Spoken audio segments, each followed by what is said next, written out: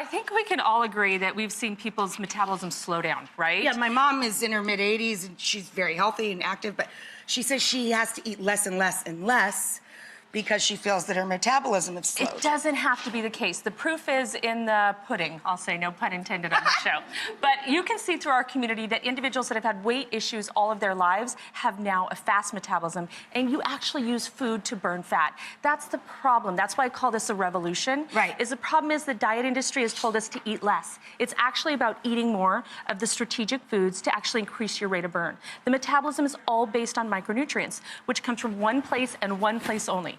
Our food. So this is amazing that we get to make this together. So there's a little math involved in this, yes? There is. So for me, it's about putting you front and center of your meal map, you front and center of your weight loss. And so we use this calculation called a metabolic intervention score to create ideal meal maps or ideal food plans just for you.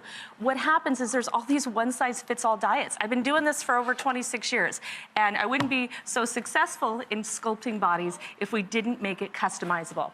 So in the metabolic intervention score, because we're going to talk about the first 14 days to do this intervention, to confuse it, to lose it, to change the weight gain, right? Right. You take 14 and you divide your current body weight. You want to take it first thing in the morning and you multiply that by 100. That gives us what we call an intervention score. So we know how much food we actually need to use to lose weight, because the more you need to lose, the more you need to eat strategically. Huh.